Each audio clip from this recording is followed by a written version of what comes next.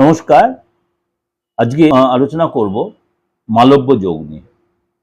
এই এপ্রিল মাসে তৈরি হচ্ছে আপনার মালব্য রাজ্য।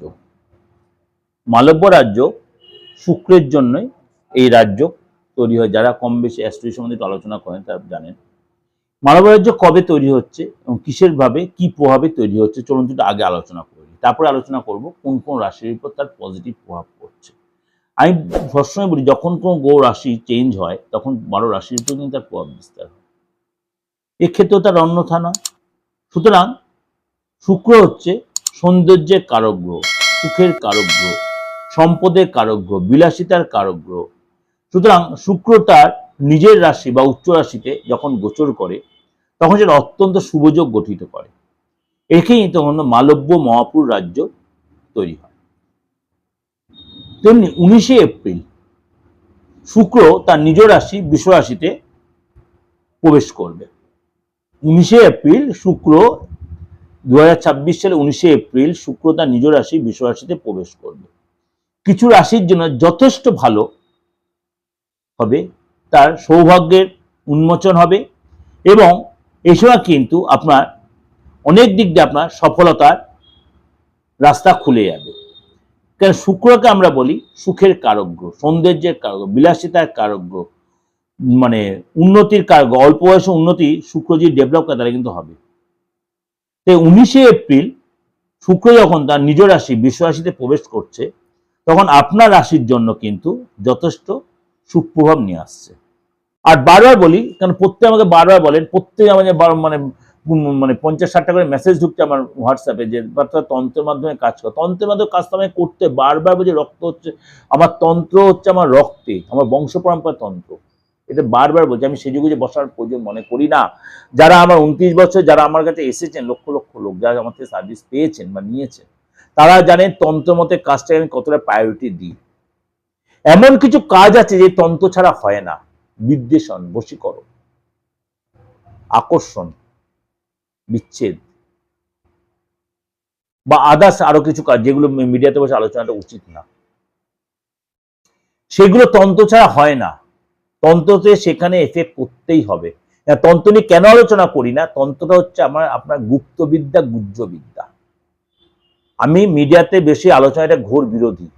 আপনারা বলেন বলে আমি বারে বারে এই আলোচনা করি, কিন্তু তন্ত্র নিয়ে বিচার করতে হবে। তন্ত্রে আপনার সাপোর্ট নিতে হবে, আপনাকে তাকে প্রেডিকশনটা করতে হবে আপনার কি রোগ হয়েছে তার কি। তন্ত্র হচ্ছে ওটি, ওভার মানে অপারেশন থিয়েটারের সিস্টেম। রোগটা তো আগে জানতে হবে, আমাকে প্রেডিকশন করে রোগটা জানতে হবে, সেই রোগটার কি প্রতিকার সেটা তন্ত্রের মাধ্যমে হবে। তন্ত্রের মাধ্যমে মানে কিছু মানে কাজ, মানে যেমন মৃত মানুষকে জাগানো যায় না, আমি অন্তত পারি না মৃত মানুষকে জাগাতে। কিছু কনিক রোগ আছে যেটা আমি পারি না, কিন্তু অনেক কঠিন কঠিন কাজ আমি করেছি। বিশেষ করে বাস্তু রেক্টিভেট, বাস্তু মানে না ভেঙে না কোনো কিছু করে বাস্তু রেক্টিভ আরামসে করা যায়। যা ফ্ল্যাশ সিস্টেমে থাকেন বেশিরভাগই তাদের বাস্তুতে দেখালো নর্মালি কোনো দোষ আছে, তাহলে আপনি সেটা ভেঙে ফেলেন না, কখনোই নয়।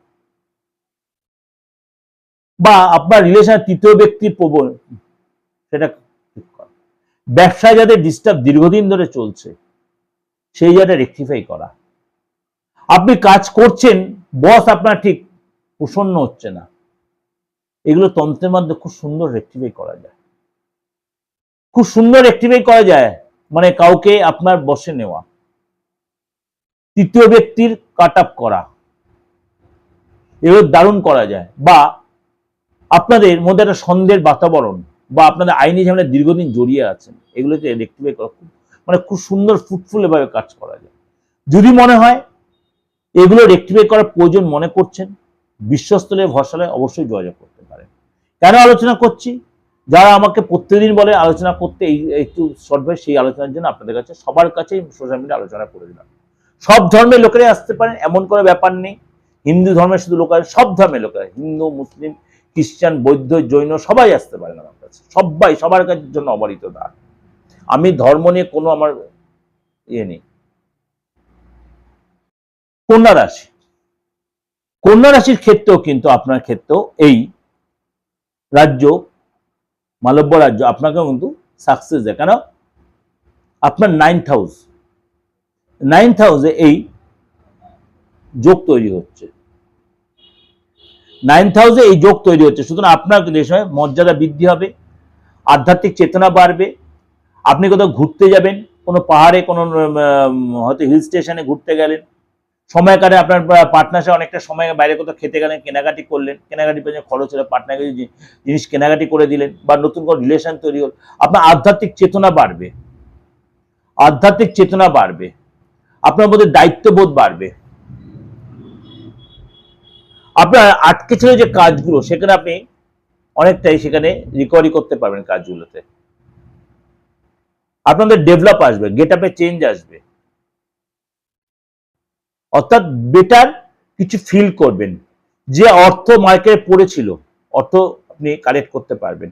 শারীরিক যে ডিস্টার্ব চলছিল, বিশেষ করে পেটের বা লোয়ার পোর্শন, বা আপনার গাইনো বা আপনার ফস্টেটের কোনো প্রবলেম চলছিল, বা আপনার ধরুন কিডনি রিলেটেড কোনো প্রবলেম চলছে, সেগুলো অনেকটা আপনি সেখান থেকে বেরিয়ে বা অনেকটা সুস্থ ফিল করবেন আপনি।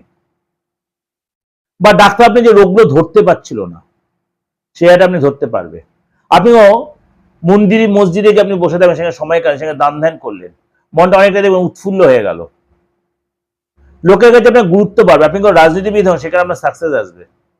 অর্থাৎ কন্যা রাশির জন্য এই ট্রানজিট যথেষ্ট কিন্তু আপনার জন্য পাওয়ারফুল, যথেষ্ট আপনার লাভবান হবেন। যাই, এটা কিন্তু আপনাদের ওভারঅল একটা আলোচনা করলাম। আমি সব রকম যোগ নিয়ে আলোচনা, যারা আমার প্রত্যেকদিন নিয়মিত ভিউয়ার্স, তারা জানেন আমি পরপর নানা রকম যোগ, নেগেটিভ পজিটিভ যোগ নিয়ে আলোচনা করছি বা করি। বিগত দিনগুলো করেছি, এখনো করছি, বা আগেও ভবিষ্যতে করব।